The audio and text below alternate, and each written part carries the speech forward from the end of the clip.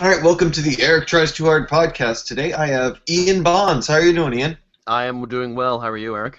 I'm doing okay. I thought I was hungover when I woke up, and then ate a little bit, drank a little bit, well, drank a little bit of water, and turns out I'm not. So fortunate for both of us. But I was Excellent, fully excellent. prepared to give you the speech of I might have to run halfway through this, and I'll be right back. And you can entertain yourself and hopefully the listeners. But yeah, so doing very well this morning. So you are a comedy musician, correct?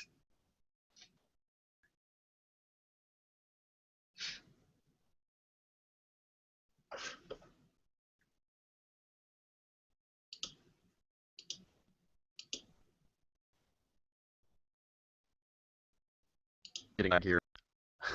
Are you getting that? Yeah. Okay, everything got lagged. Let me Yeah, I was gonna say because when you said comedy musician, it went comedy musician. Yeah, that was awesome.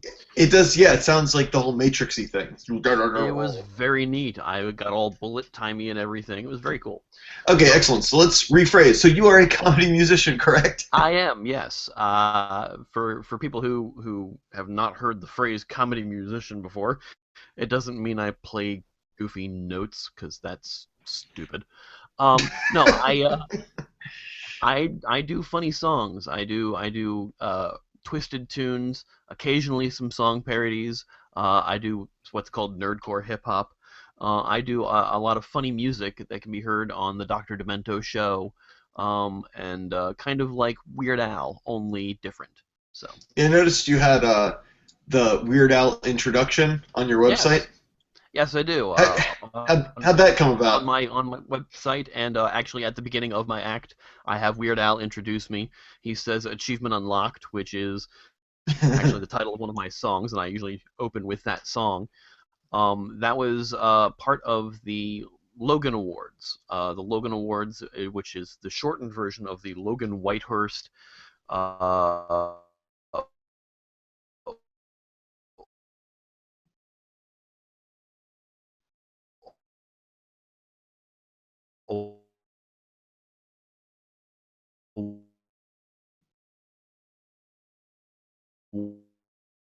award for excellence in comedy. So the first year the awards were out, Weird Al was one of the judges, and so everybody who was nominated that year got a little intro. So I was nominated for the first year of the Logan Awards, and I got a Weird Al intro. I am the Susan Lucci of the Logan Awards. I have been nominated 4 times the Logan Awards have been around and have yet to win. Well, there's always next year. That's what they keep telling me. No, but And that's awesome. You have that been intro. Yeah. praised in my life. There is always next year. That's yeah. Well, that's I think a lot of us in this field have heard that many, many times. Oh yeah, so yeah, well, I'm Um, not in it for the accolades. I'm in it for the fun.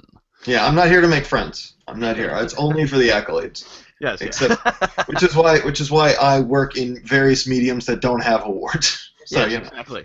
Well, that, that's the beauty of this is I work for a website called the Funny Music Project or thefump.com, the thump. THFUMP.com, Yeah. and we put out 2 comedy songs a week under a Creative Commons license. There's about 40 plus artists on this site, and I joined them back in 2010. And they've been around since 2007. We're almost at 1,000 songs on this site. Wow. Jeez. And because of how many artists we have and how often we put out music, I try to put out a song at least once a month on the site. So my is pretty regular. The Logan Awards are sponsored by the Fump. So like it was kind of an industry where we went, we don't have this yet, let's create it. Yeah. Yeah. But it's still really very cool. We actually are one of our judge emeritus is Dr. Demento. Oh, So that's nice. really Yeah. cool. So Yeah. Well, that's all. So you are knee deep in the comedy music game. I am, yes, Like that is you're very true. you're. I mean, I don't know how fluent various listeners of my podcast are with that, but you're just you, Dr. Demento. That's the name.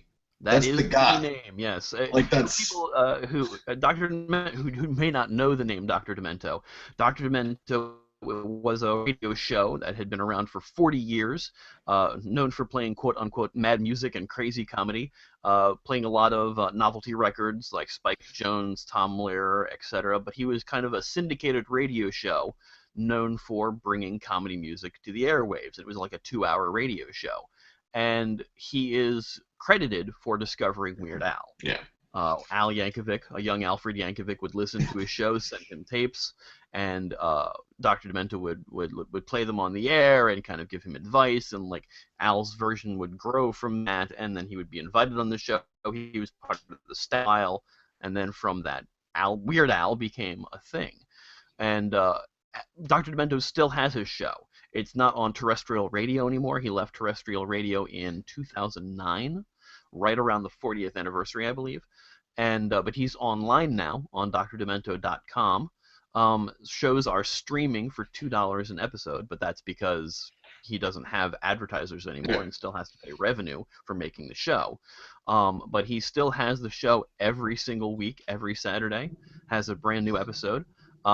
I have been featured on the show since 2009. Nice. Oh, that's awesome. I was actually able to be played on the air when it was still on radio. My first quote-unquote hit was on the show. I did a parody of Jukebox Hero called Guitar Hero. Of course. Because I do a lot of video game-centric songs. I do a lot of comedy music that's based on very nerdy subjects, sci-fi video games, especially video games. I've been called the Weird Al of video games, and I have to keep telling my mom to stop saying that. But it's I do a lot of very nerd-centric things, and Guitar Hero was number 11 for the Dr. Demento show. That's awesome. Yeah. Wait, why? So at the risk of just being like selective memory, the second you said that, a parody of Jukebox, I was like, oh, like, was there a Guitar Hero parody of that? So yeah, considering I don't know you, that's a pretty wide reach. Yeah. Well, that's fucking awesome. So when did you start, and what made you start making this type of music? And did you make music or do comedy in other forms before that? Like, how did you get into this? Well, I've always been doing the comedy music because, I mean... Like, what age were you when you started? I perform under the name Insane Ian, which, when I first started performing, was Insane Ian Bonds. Insane Ian was in quotes, and Bonds wasn't. Well, gee, that sounds a little bit like hero worship. It sounds like Weird Al Yankovic. Weird Al is always in quotes, and Yankovic isn't. Yeah. Yes, okay, we know this.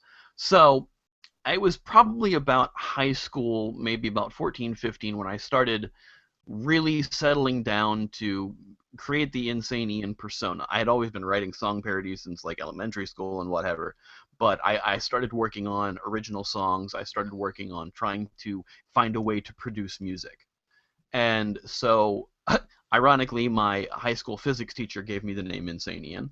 I told him what songs I was doing for the school coffee house, and he went, "That's insane, Ian," and I went, "Idea." But I had been doing songs in high school. When I got to college, I actually started doing stand-up, but while having bands. I had a band called Insane Ian and Crotch. And it's a weird name. We were named after another friend's band with that band called Satellite Feed. Were they just called Crotch? Yeah, the band was called Crotch. It was me, Insane Ian, Glenn God of Rock Devage, and Pete No Nickname Connor.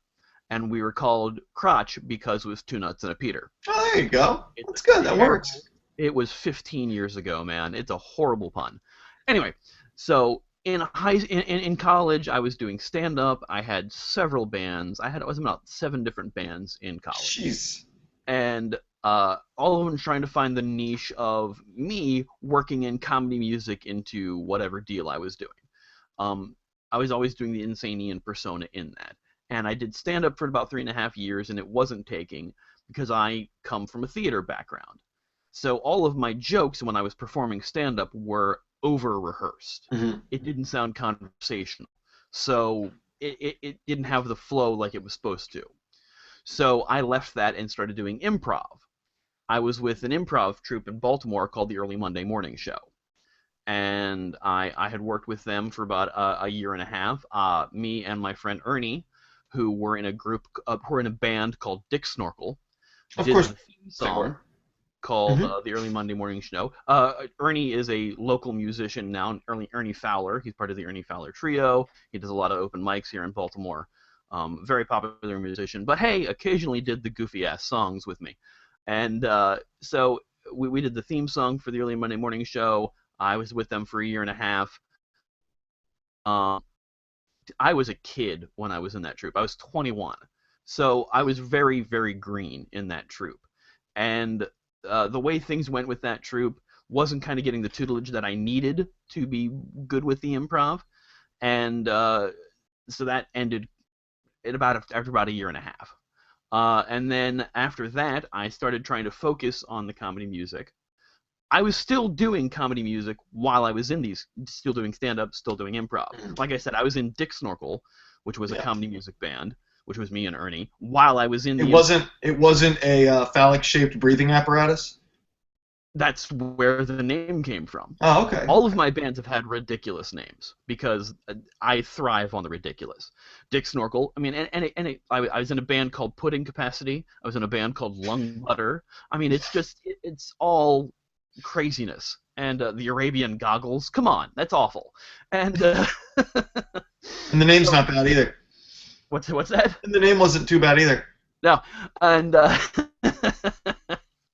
but it all became like I thrive on the ridiculous, and I always had this outlet for doing comedy music. And actually, Pudding Capacity, Lung Buddy, and the Arabian Goggles, they technically were all the three same group, and they were all hip hop. So this whole nerdcore hip hop and this whole comedy music thing kind of like meshed together. And I finally found a way to record well. Hint of Pledge, that was the other band that I was in. And I found a way to record music well. And once I found the right people to work with and the right recording, I finally found a way to get the outlet for the music. And that was when I did Guitar Hero Yeah. in 2008, and it became 2009. Well, sorry. There was some laggy. I didn't want to cut you off. No, that's awesome. It sounds like you got everything kind of came together in just the right way. Not to say that that was all coincidence, because you were clearly working your ass off in various aspects of your showbiz career, however, music career, comedy career, and they all kind of came together, which makes perfect sense. Right. It's almost like your way of finding your voice would be finding that genre that you ended up coming in. I was going to ask about how you would play live, because a lot of the things that I listened to, at least on your Bandcamp page, there was like a full album and then a handful of scattered singles.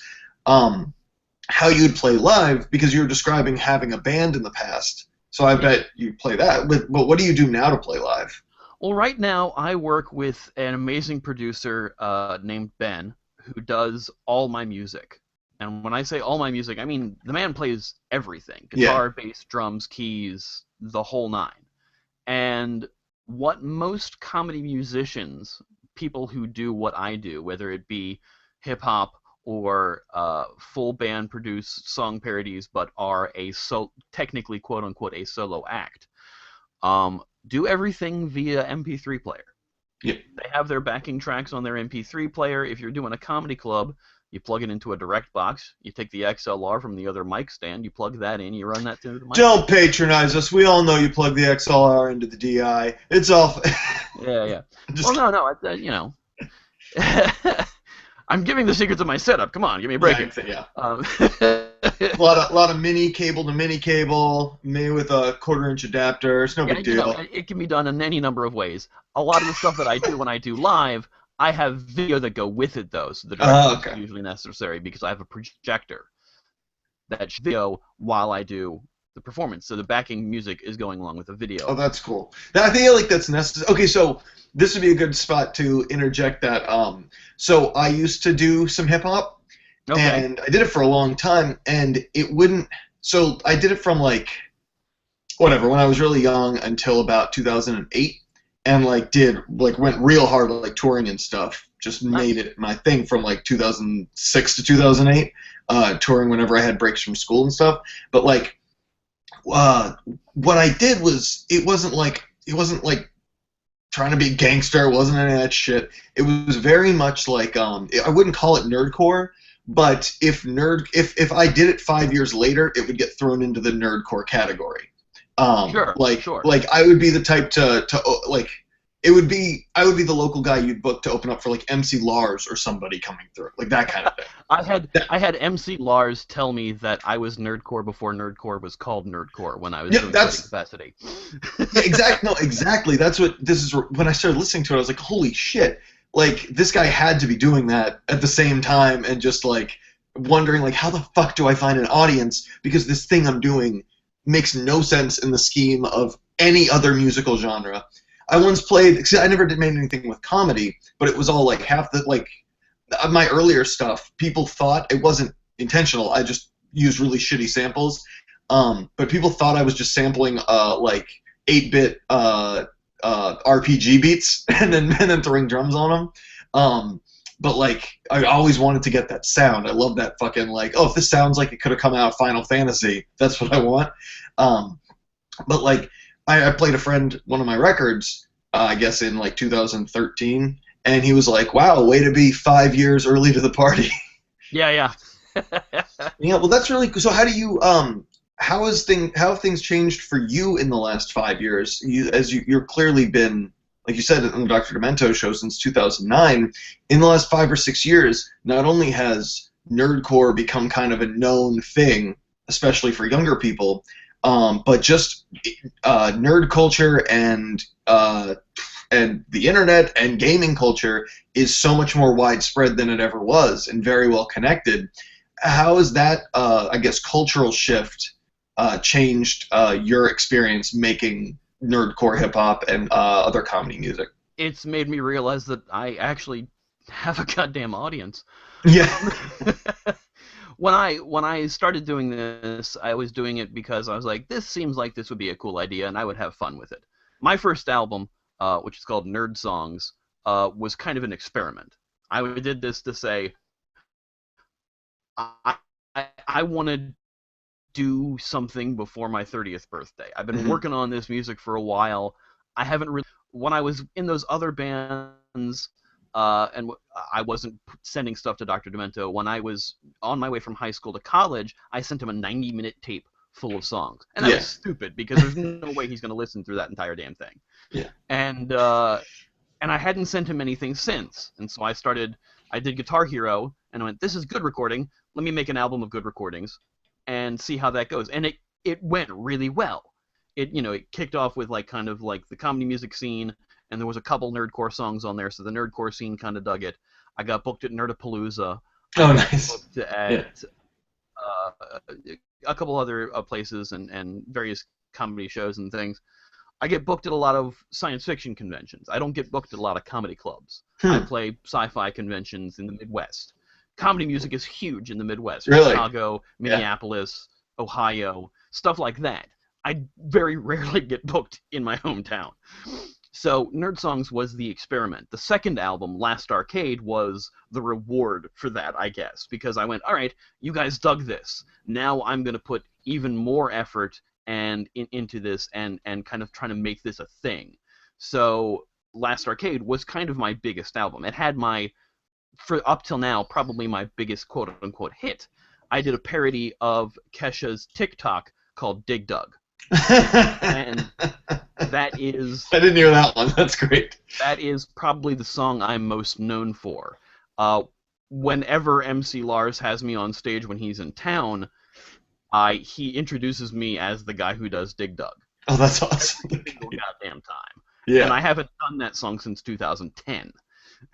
And he still brings that song up. So it's kind of become my calling card. So I Yeah. always close my set with that song. It's still a very popular song.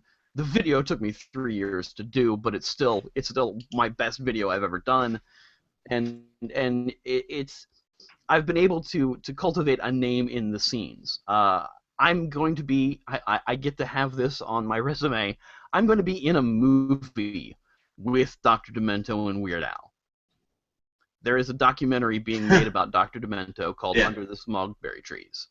And they've interviewed a lot of people from the Fump because Dr. Demento listened to the Fump. where we put out a new song every two new songs every week. He pulls them from the site and plays them on his show every week. He may not pull every single one, but he listens to the site and pulls the songs that he likes and plays them on the show, and he plays them a lot. Since our inception in 2007, the #1 song on the Dr. Demento show has been so that's incredible for us. That's a lot of progress. The Fump has made me a core member. That name makes me laugh every single time. It's a Sorry. funny name. That's why we named it that. The Fump is a fun thing to say. Every so often I'll be reading a comic book and like one of the sound effects is Fump, and I'm like, yes. So all I keep thinking of is that Notorious B.I.G. song, Machine Gun Funk, and I want to I live for the Fump, I die for the Fump, live for the Fump. We always say that, and what's on the Fump? What's on that Fump? And that should be that should be the first thing that plays when you get to the website. And now there's Uptown Fump, which is that new Bruno Mars song. I need to do that quickly. Quickly before it becomes completely irrelevant. Exactly. So, but I started out as the Fump has two main pages. They have the main page and they have the sideshow. The sideshow is where anybody can post songs. And when I post a Guitar Hero, that's where I just you have to host it yourself and you post it there. And I got noticed on there. Dr. Demento, of course, I play this thing, and the Great Luke Ski, Devo Spice, two of the biggest names in comedy music right now, in the convention scene, took notice of me and kind of became my mentors in this scene. And they invited me after a little bit, after my work got better, to become part of the auxiliary, which meant I moved up to the main page and I could post songs. And then recently, I got invited to be part of the core. The core members of the Fump are basically the guys who started the Fump. But some of them have stepped down. They're not really doing as much comedy music as they're not thumping as much. Yeah, they're not thumping as much. And the core members make the decisions for the website, and they've invited me to be in part of this, so I'm part of the whole voting process of inviting new artists in. I'm part of the whole process of trying to help with the marketing and everything. And this has been really exciting for me because I'm a big fan of comedy music. That's kind of the biggest part of it. Is I've always been a fan of this genre, and most of what I listen to is either comedy music or nerdcore hip hop. Yeah. And because of getting my name out there, I get a lot more opportunities. I opened for MC Front a lot back in September, which was awesome. That's awesome. And so I do a lot of really cool shows now. Yeah. So. Dude, that's just more shows and more touring and more albums. That's really, really awesome. I mean, you're so, and the fact that you started out as such a fan of the genre and obviously still are, it's got to be a dream come true when you get to open up for these people to the point where it's just like the way you're talking about it. It's so like casual now. You're like, oh yeah, it's no big, no, it's nothing. Just killing it, just crushing it over here. Excuse me. It's pretty much like that. Yeah, I got the gig to open for Front a lot, and I was bouncing up and down inside, and like I'm at my day job going, yes, doctor, and I have to be like, yeah, all right, I'm cool. This is not a thing. It's totally, but I go meet them and I go, hey guys, remember me? I did the thing once with the stuff, and and then get to open for them and get to be there in that environment, and just you get to a point to realize that while the venue suggested them, they get the final say on, yeah, we'll have him do the open, and you're like, they like me enough that they said that. Yeah. And these are people that I respect and that I watch and that I listen to. And that kind of gives me a little bit of a prideful feeling, So it's kind of cool. So going through one specific song that I think is a really cool example of the nerdcore hip hop that you're doing. It goes beyond just like, I know a lot of I'm trying to think, like, I guess like MC Chris, MC Lars, when they have their beats are still usually just original beats, no song parody, whatever. But they also will just be like, a solid song, but not in any kind of parody way, whether it's copying another song and parodying the lyrics, or even just like copying a style and parodying the style. You do a great style parody, and maybe maybe I should be congratulating your producer, but for that song "Run This Game." Thank you.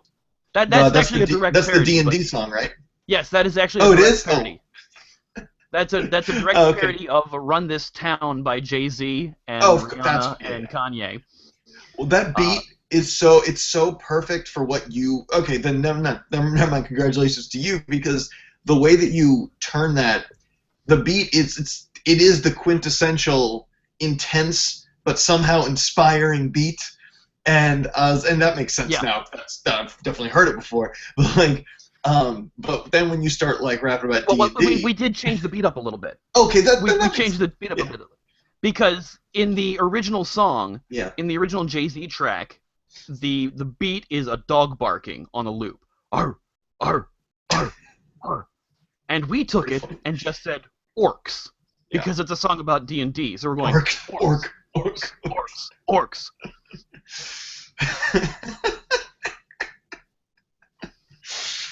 Oh man, that's very very funny. So I'm a very special kind of nerd in that I can't even. So so the I don't really game, don't read comic books, but I don't play D&D, but I play the shit out of Magic the Gathering, like Sure. real hard. And I always feel bummed because like everyone's like, oh yeah, I'm so nerdy, and I'll be like, oh, I play Magic, and they're like, ew, like, fuck, god damn it. Um, and but so there and this artist is much smaller than you are, and probably hasn't been relevant in 4 years. But there was a dude who a while back made a bunch of nerdcore rap songs about Magic, and called himself The Gathering, and so that D&D song brought me back because it was just like this dude made a whole record full of just oh, here's this one funny aspect of the Magic community, or I'm gonna rap about a card for 3.5 minutes, and all the beats were so intense. Yeah. Yeah, it's fucking. But yeah, no, I just think that finding that kind of niche audience where not only are you making, like in your case, the music is solid, the quality of the recordings are way better than what a lot of like I don't know, whatever. I don't want to call it just novelty music because I mean I guess that's what it is, but I think that's in a sense that's kind of bullshit because Well, novelty music. there's kind of nothing like has there's a nothing stigma about it. gimmicky. Yeah, well, because I think people think of it as either gimmicky or it's not. It's like it's not fully, it's not legitimate music. But the Right. truth is, when listening to your stuff, it reminded me of in the same way of when you listen to an artist like Stephen Lynch, where you're like, I love Lynch. man, this guy could just not make any jokes and the music would still be good. And so like that's I think the goal. So comedy music, yeah, sure, it can be stigmatized in that it's not as legitimate as other music. However, I think it can actually take it over the top to the next level where if it's already good music and then it's also making you laugh, then you really have something. Like you have a higher ceiling that you can go to. Absolutely. I totally agree with all of that. Uh, and the cool thing about kind of the more nerdy comedy music and nerdcore hip hop is there is a flavor for everybody. You know, Yeah. we've got an album about Magic the Gathering. There's an artist named Adam Warrock who basically takes your nerdy subject du jour and will do an EP on it. I mean, Yeah. the man did a whole Avengers mixtape. He's done a Slytherin mixtape. He's done a Browncoats mixtape. And his beats are sick as shit. Now, Yes. admittedly, Warrock not as comedic as most of the other guys out there, and there are some nerdcore acts who don't hit the comedy beats as hard. They're Mhm. just rapping about nerdy things that they love, and that is completely cool too. I don't begrudge them that because nerdcore wasn't really geared to be funny, but there have been a lot of artists in nerdcore who are funny because sometimes some of the shit we love, that's fucking funny. Yeah. I mean, you're doing a song about how much you love Magic the Gathering. Well, yeah, That's inherently funny already. and that's what I like about a lot of the songs where you're or like and just in the genre, just a lot of the songs where there's not even a single joke. The joke is you're 2 minutes in and it's so intense and you're like, wait, what are they talking about again? Yes. Oh yeah. Yeah. Exactly. Sometimes the song itself carries the joke. Yes. I'll do original tunes, and I'll do them in a style parody or a pastiche, and I like the style to carry the joke sometimes further. I have a song on my new album. I put out an album in November, and it's a double album. It's if it was on CD, which it will be soon. But when it's on CD, it's a 2-disc album. It's 22 tracks. It's huge. And I do a song called I'm Sorry, and it's about a guy apologizing to his wife. Now, inherently, that's already kind of a goofy subject, but I do it in the style of Rob Zombie. So something so inherently funny, to me anyway, about this heavy metal song and a guy going, I'm sorry! You know, with the flange on the vocals. And, Oh, yeah. Just I can see the video of the dreadlocks whipping as he headbangs, and there's just something kind of like the dichotomy between the genre of the music and the subject matter of the song that kind of adds to the comedy of it. Well, yeah, the whole thing, you're playing in absurdist territories no matter what you do. Yeah. That's at least that's the overall concept. If what you were doing was just inherently normal, a lot of it wouldn't be as funny. But so yeah, no, you definitely want to play in that absurd thing. Do you ever find yourself? I was going to ask, like, do you ever at least comedically find yourself less fulfilled by the fact that you can't really? Actually, you know what? I was going to say that you can't be as serious, but I feel like if you're making albums with so many jokes on them and so much absurdity, that if you were to get serious at any point on your album, even if there were jokes involved, I feel like that would still be even more powerful, because you've put everyone in a sense where everything's lighthearted, and then you can hit them harder. Right. I have this affliction where I can't write a serious song. Yeah. I've tried. It's affliction. So it starts out like 2 stanzas are real serious, and then you just... They're real serious, and they're real bad. It's like the corniest shit I've ever written in my life, and not on purpose for once. Yeah. And so I'll start to try to write a song, and it's not working, and I'm like, well, all right, joke about farts. Here we go. Yeah. Yep. So it doesn't really flow that way. I do have one song. I did a competition for Nerdcore called the Vocalist Producer Challenge. I did it a year ago. They just finished the 3rd one. I did the 2nd one, and I didn't finish the competition. I ended up not being able to do all the rounds. But the first round was kind of do something about yourself personally. And I did a song called Comedy Tragedy. And that song is about being a comedian and how damaged most fucking comedians are. And that's probably the most serious song I will do as an artist. And it's on a B-side collection. Wait, were you not the captain of your football team in high school? Clearly not. I what? mean, I've seen these guns. Yeah. Actually, I went to a very small high school that didn't even have a football team, but I was left off the soccer team, which that's even worse. You're breaking my heart. Yes, but no, I'm not really athletic. I'm one of those guys who picked on so much he had to learn how to run fast. So yeah, clearly, So glasses, track team, guys. Track team. Yes. Yeah. Clearly. Actually, if we had a track team, I would have beat everyone's ass. Yeah, exactly. Yeah, just like if there were podcast awards, I would so totally win. But because actually there are, I just have to. I know. I can't even use that fucking excuse. Yeah. Parsecs, man. Yeah, exactly. Parsecs. The Parsec Awards. The Fump has won 2 of them. Nice. Yes, for podcasting things. Anyway, I'm sorry. Let me take off. I keep dropping this name. Let me pick that up. I'm sorry. And stop. We'll take off my crown while I say things. But no, I lost my train of thought. What were we saying? I don't know. I would have kept riffing with you as long as you went.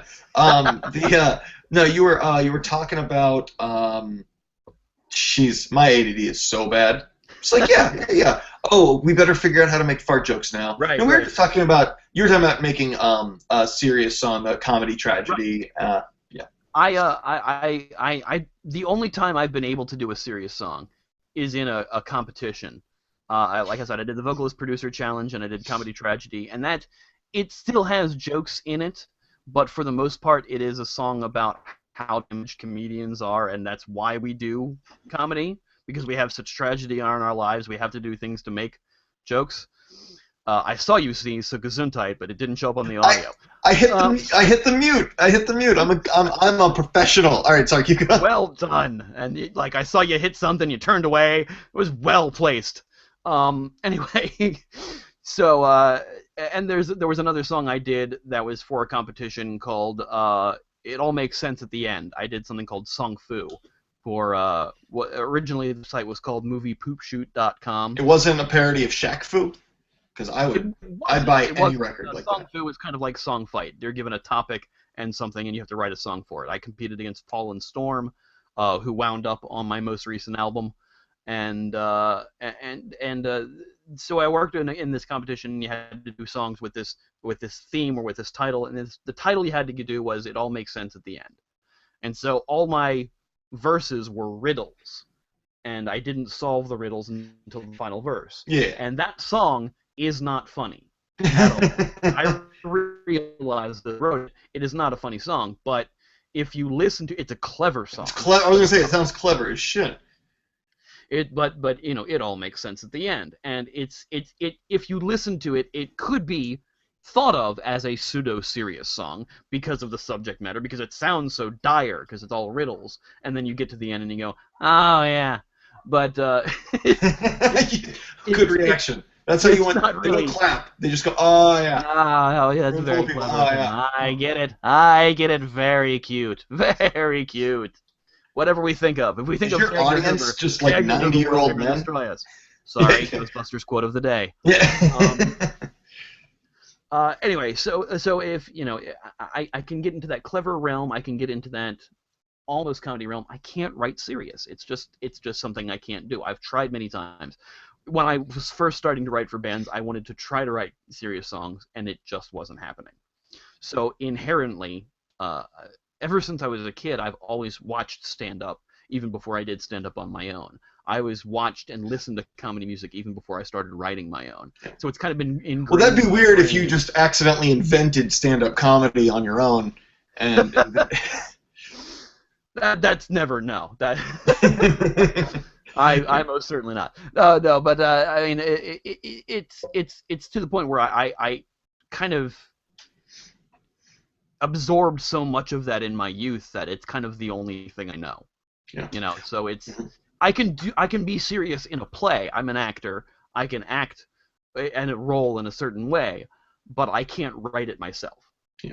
If I'm writing a script, I can write serious parts, but serious music, it just isn't in me. Yeah, that's very interesting to hear. Just because I don't know, like, I feel like there's assumptions made. No, I'm just talking out of my ass because I've never really had this discussion before. But I feel like there's probably assumptions on a comedy musician. I mean, you've dealt with it plenty. Sure. But like. So with those kind of assumptions, it's just interesting to hear. It's like, no, can't write serious, so I write comedy. That's what I can do. I'm playing to my strengths. But that's such a rare strength to have. Whereas at the same time, writing serious is a weakness of yours. That's also a very weird weakness. I don't know, like it's not weird, but it's just very rare. I get what you're saying. And there are people in my field who can do both. There are some amazing musicians, and I will say that the label of comedy musician for myself isn't completely accurate because I do comedy music. I myself am not a musician. I don't play any instruments. Ben does all of that. I just do the vocals. I do the writing, and he and I work on the music together. But me working on the music is me saying, all right, make it sound like this, and then Ben turns it into actual notes. Oh, you're one of the few people who might actually relate on this. Did you ever listen to Adam and His Package? Love Adam and His Package. Thank you. So there's very few people I can talk to about Adam and His Package. A friend of mine, Shoebox of Worm Quartet, is actually on the tribute album, as is MC Lars. Yeah. And actually, Lars and Shoebox worked together on the song that Lars did, which is on Lars's album, This Gigantic Robot Kills. That record's great. Like, dude, so what was it, The Graduate? Was that what the previous record? The Graduate was the previous record, yeah. That's the one. I was the music director at my college radio station for a couple years, and one of those years is when that record came out. And so we got it in, and that was the first time I really was like, oh my god, there's someone out there kind of doing what I'm doing. Like, this is amazing. And listened to the shit out of that record, and I don't know I don't know why, but I never, just probably because I didn't even hear about it. I didn't hear about just giant robot, blah, blah, blah, that long ass title. Like I didn't even hear when it came out, and then a few years later, I'm just scrolling through like Rhapsody or Spotify or one of those sites, and I see it, and I'm like, oh, this is fantastic. I think, you know why? Because after The Graduate, he put out a bunch of like random singles. Yeah. And they were, I think like Hipster Girl was fantastic. That ended up on the record. Yep. But he put out like 4 or 5 other songs that were just kind of like mediocre demos that he threw up. But that album was so good. So phenomenal. Like, I can't believe I put out Guitar Hero right about the same time his song Guitar Hero Hero came out. Yeah, I remember that. And the first time I met him, he was playing MarsCon in Minneapolis, which is a science fiction convention that the great Luke Ski runs what's called the comedy track at. So there's like 13 other comedy musicians usually out there playing at the science fiction convention. So they have like a separate track for the comedy music. And Lars was the guest of honor. And he signed my copy of the album, Sorry I Stole Your Guitar Hero song. That's awesome. Dude, that's my only experience with MC Lars was, you know how he does the signing emo? I think he closes with that a lot. Yeah, singing emo, yep. He played a Warped Tour one time, and he was playing really early. And whatever, and me and my friend were in, like, right in the front row. Like, nobody else is really around. He's setting up. And he talked to us for a few minutes, and I was like, "Oh, do you need anybody to scream the end? Because I can scream." And I was like, "Do you need anybody to scream the ending that last chorus?" And so when it came time, he put the mic in my face and let me do the ending, which was really fucking cool. Not as cool as opening for him, hanging out with him, but like, no. Point being, dude's a good guy. Oh no, he's awesome.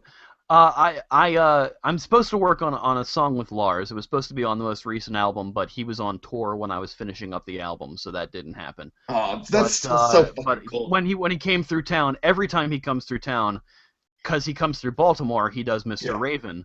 So I get to go up on stage and do Mr. Raven with him. Oh, that's fucking cool. And because he was on the tour with MC Chris was doing a costume contest the entire tour. So I was dressed as MC Frontalot.